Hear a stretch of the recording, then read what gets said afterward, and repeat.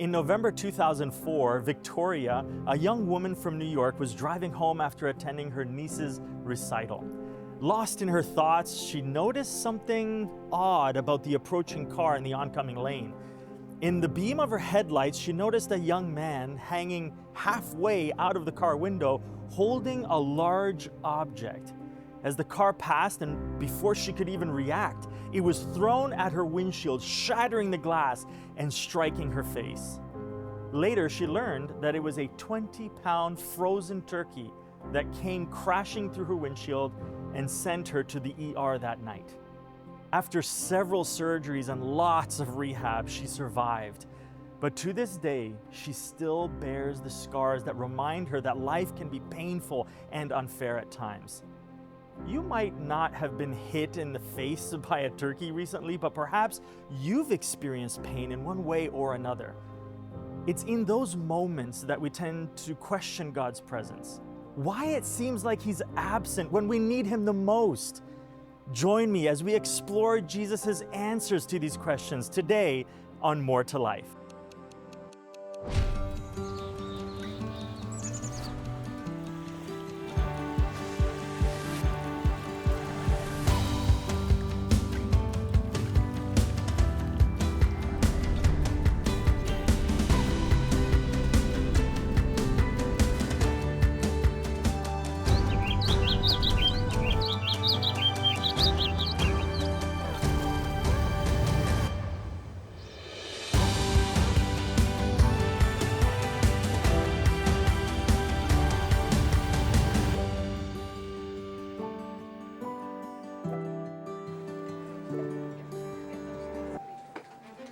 Anna sits at her desk.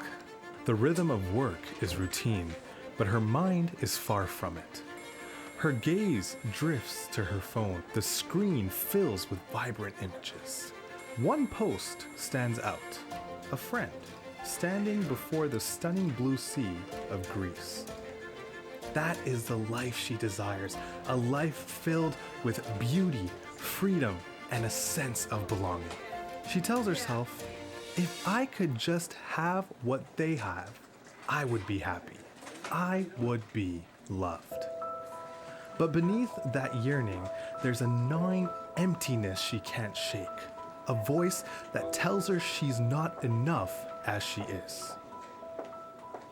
As the photos scroll by, her phone buzzes with a notification from her Bible app. Colossians 3, verses 23.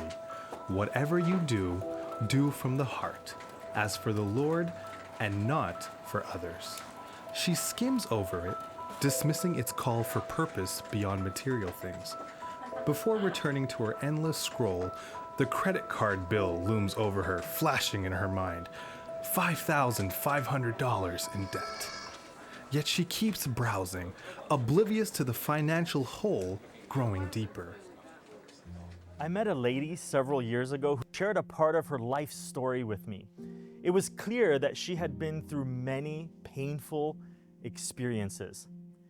At the end of our conversation, she said, I hear that God is love and that's nice, but where was He when I was suffering? It was obvious that her question was genuine and came from a place of pain that she carried for many years. Maybe you've heard someone ask a similar question, or perhaps you've asked this question yourself a few times before. It's a fair question, and one that deserves a thoughtful response. Something I like to do is read the Gospels of Matthew, Mark, Luke, and John in the Bible. These texts record detailed accounts of Jesus' life, and it's fascinating to see how He interacts, especially with people who were suffering. And I'm not just talking about those who were suffering from physical pain, but also psychological and emotional pain. I think it's because there's nothing that gives us a better glimpse into the heart of God than that. Today, as we continue exploring our theme of transformational encounters people had with Jesus, we will look at one person in particular who was suffering. She dealt with the pain of being marginalized by her own community and labeled as a sinner because of her past and present mistakes. She struggled with feelings of shame and a lack of meaning in her life because she was looking for fulfillment in all the wrong places. Then after one encounter with Jesus, her life was changed. She was restored, and suddenly her life had meaning again. If you've ever wondered, where is God when I'm suffering? I hope this story will encourage you today.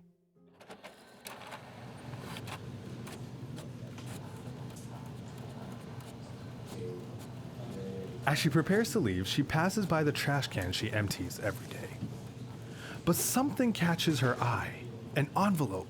Her curiosity spikes, and when she picks it up, she gasps. It's full of cash, more than she's ever seen, at least $10,000.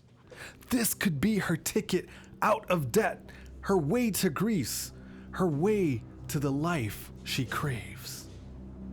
She slips into the washroom, hiding the envelope behind a cabinet, telling herself she'll wait.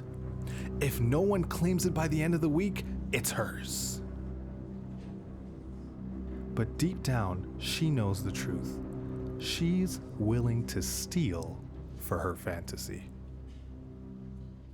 Like many times before, Jesus is traveling with his disciples.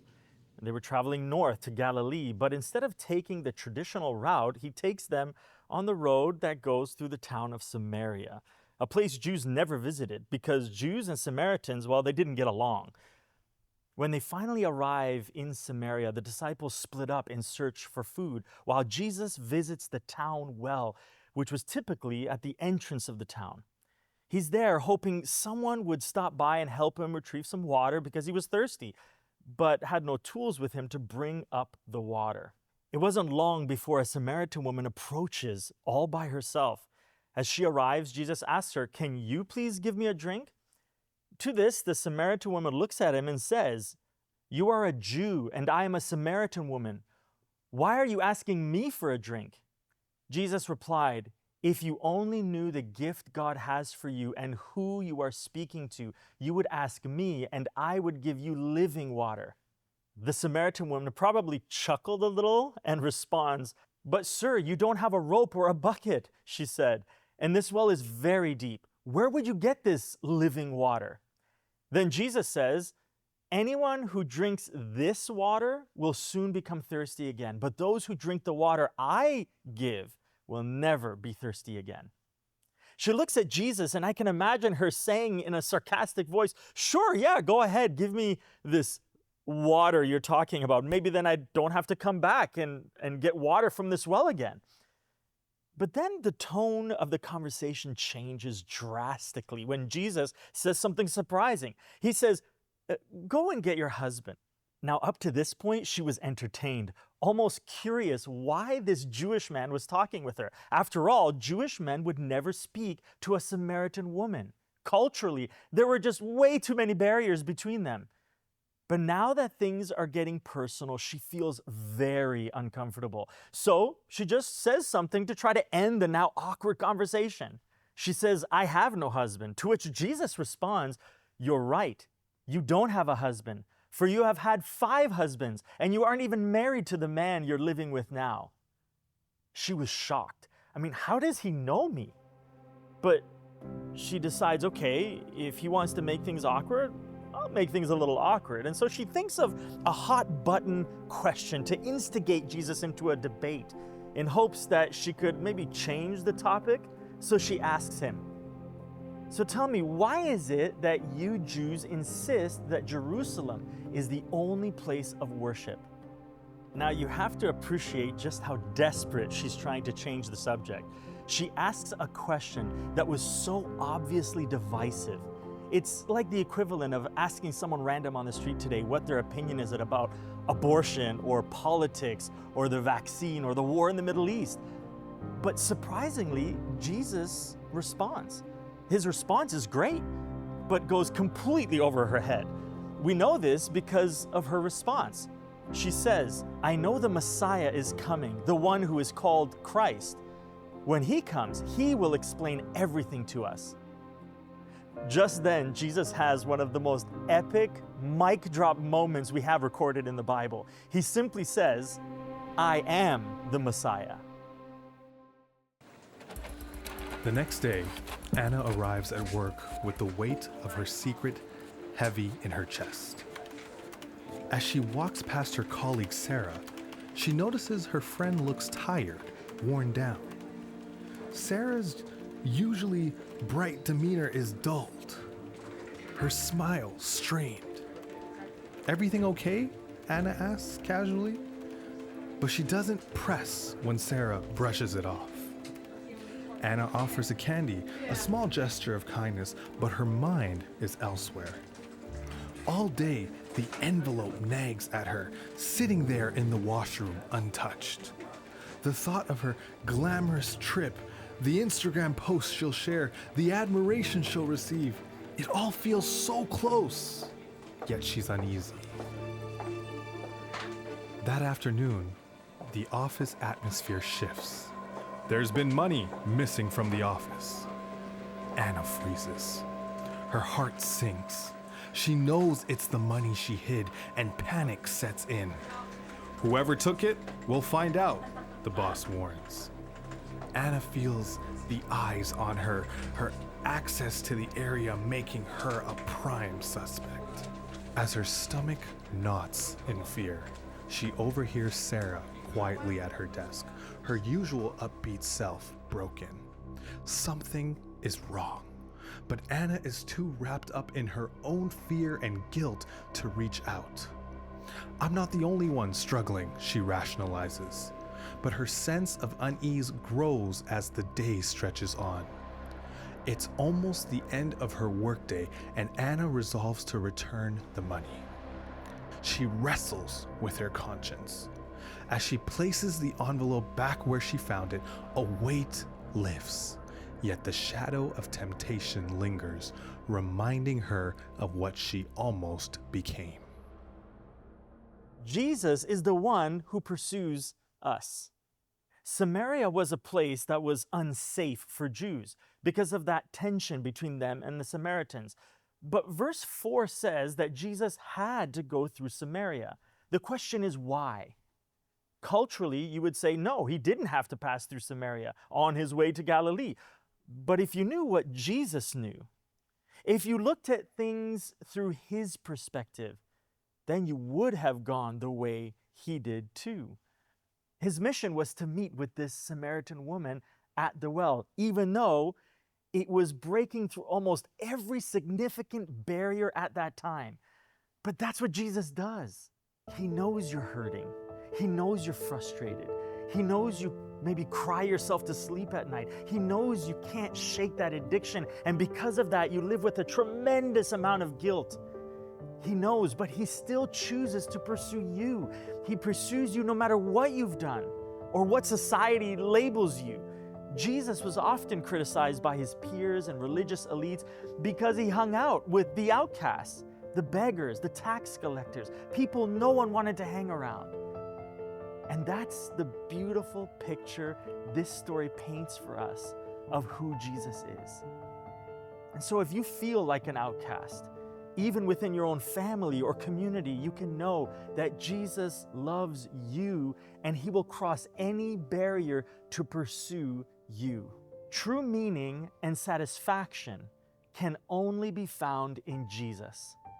Most of us take water for granted. If we're thirsty, all we have to do is open the tap. But for people living in that time, water was a precious commodity. What was Jesus saying to this Samaritan woman? Well, he's saying, I've got something for you that is as basic and necessary to your spirituality as water is to you physically. She searched for purpose and meaning in her relationships with men. But Jesus was telling her that I have something that will truly satisfy you. The issue is, most of us aren't able to recognize our thirst for what it is. As long as we think we have it in our power to achieve our dreams and success, that inner emptiness will drive you. But the more you achieve and the more you accomplish, the emptier you will feel. This is why, out of the few people who actually do accomplish their dreams of becoming rich and famous, they're shocked to discover that those things don't truly satisfy. It's the countless stories of movie stars and pop singers who end up taking their own lives when it seems to us that they had everything. 20th century writer and philosopher G.K. Chesterton said that meaninglessness does not come from being weary of pain.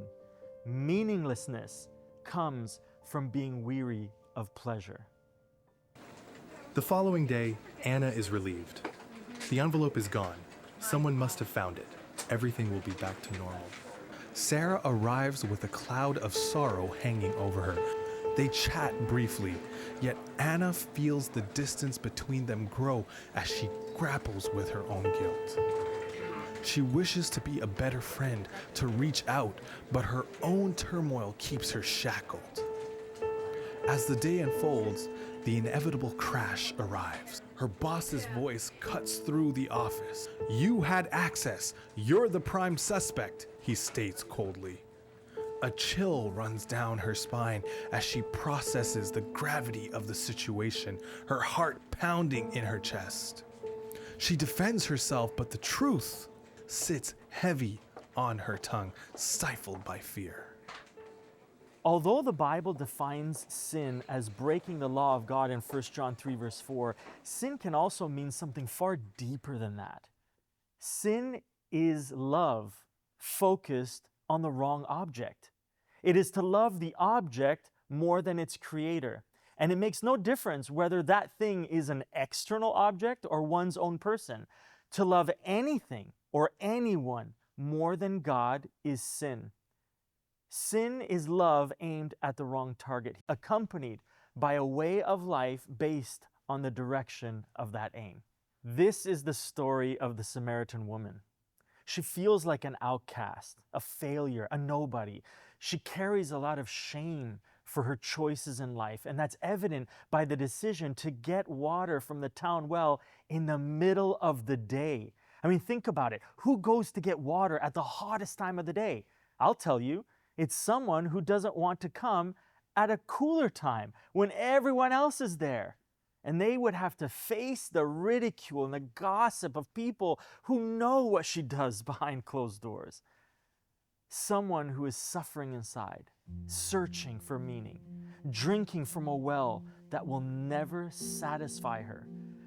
What Jesus is telling her is what she's been looking for through her relationships with men, that search for meaning, for love, for acceptance, can only truly be quenched in a relationship with Jesus. Have you ever been tempted to drink from a well that you realize isn't satisfying you?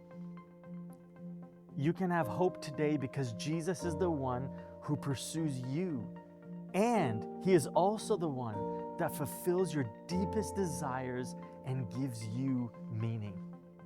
One encounter with Jesus can transform your life.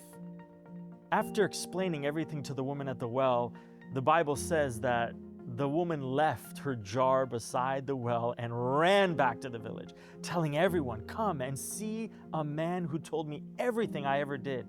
Could he possibly be the Messiah?" So the people came streaming from the village to see him. Actually, a few verses later, it says that many people from that town believed because of this woman's testimony. This woman thought she was coming to get water from a well that day. Little did she know that she would meet the one who would save and transform her very life. Perhaps you have a story similar to the Samaritan woman, in the sense that you're looking for fulfillment and satisfaction and meaning and purpose in things outside of a relationship with Jesus. It can be money, sex, addictions, relationships, or careers. But all you keep getting is a turkey in the face. The good news is that you can have that same transformational experience this woman had, and all you need to do is say yes to Jesus. Open your heart and your mind and just say, "Jesus, I'm done. I'm done doing it my way. I'm ready. I want to have a transformational encounter with you so that I can stop looking for meaning in things that will never satisfy." In Jesus' name, amen.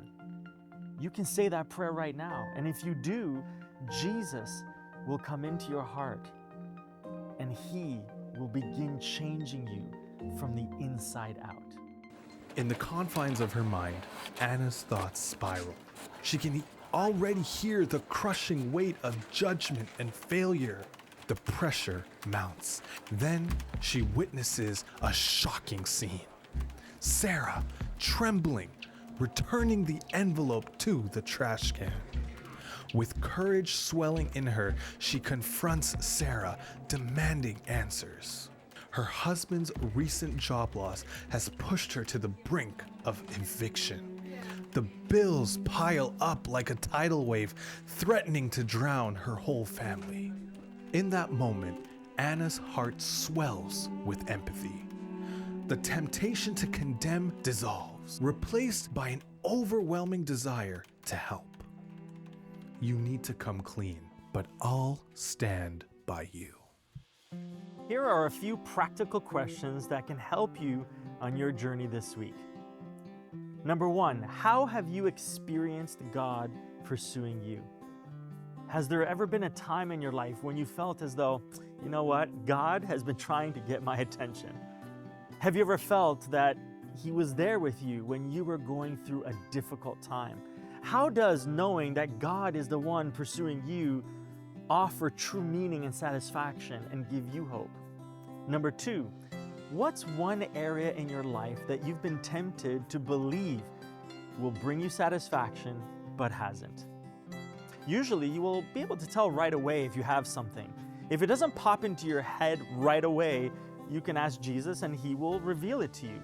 But once you have it, I want you to start thinking about something you can do even this week to begin walking away from it. It doesn't have to be big.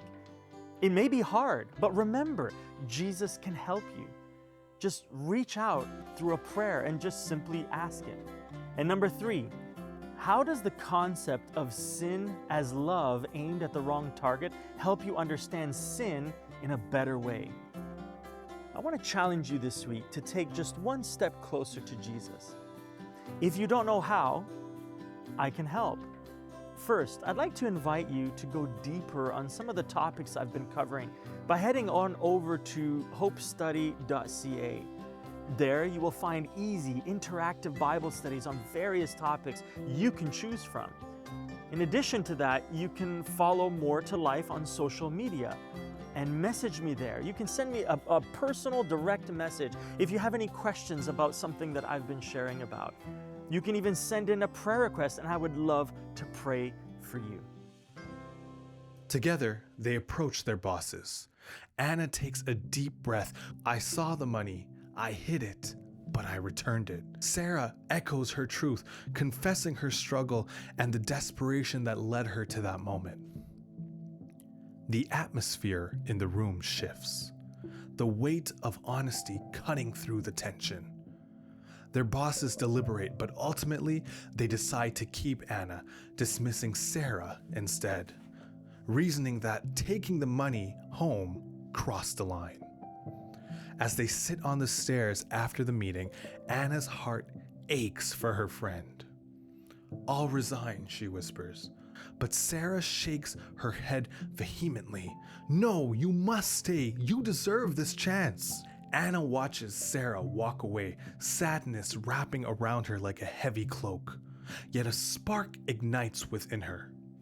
Anna realizes that she can be more than a friend in appearance. She can be a friend in action, in spirit. And for the first time, Anna feels like she belongs. A couple of years ago, I started reading through the Chronicles of Narnia series with my daughter, Sarah. The author, C.S. Lewis, wrote the Narnia series as a way to teach kids about the story of the Bible. A particular book in this series called The Boy and His Horse talks about a young man named Shasta. Shasta grew up as a slave and had a very, very difficult childhood. One day he meets a talking horse who was also a slave, and they decide to run away together. While he's running, he meets a girl. Her name is Aravis, who's also riding a talking horse. Remember, this is just a story. And they start heading in the same direction, so they ride together for a long time.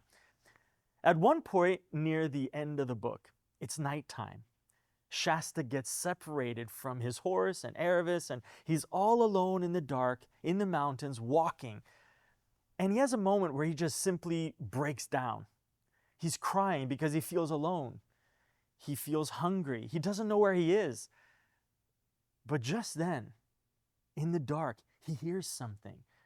It's like there's someone breathing, walking beside him. And as light begins to dawn, and as he looks, he realizes that it isn't a person at all, but a lion that's as tall as a horse, he says.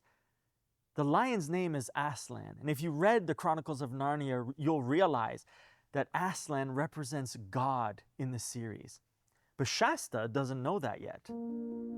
I want to read to you from the book a part that really impacted me in a profound way.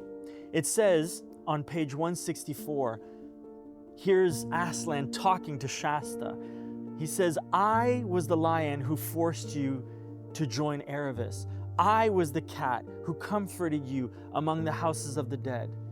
I was the lion who drove the jackals from you while you slept. I was the lion who gave the horses the new strength of fear for the last mile while you raced to try to reach King Loon on time. And I was the lion you do not remember who pushed the boat in which you lay, a child near death, so that it came to a shore where a man sat wakeful at midnight to receive you." "Who are you?" asked Shasta. "Myself," said the voice. And Shasta was no longer afraid. I love that part of the book. You see, Shasta wasn't afraid anymore. He knew that the king was with him, not only at that moment in time, but for the first time he realized that the king was with him even in the darkest moments. I want to tell you today that no matter what you're going through, no matter what labels you have, remember, Jesus is always with you. There's more to life than feeling alone and going through difficult circumstances all by yourself. There's more to life than searching for meaning in a place that will never seem to fulfill. Remember, in Jesus, there's more to life. I'd like to take a moment to invite you to partner with Hope Channel Canada as an agent of hope. You can donate online by visiting agentsofhope.ca. And thank you for partnering with us and making Hope Channel Canada possible.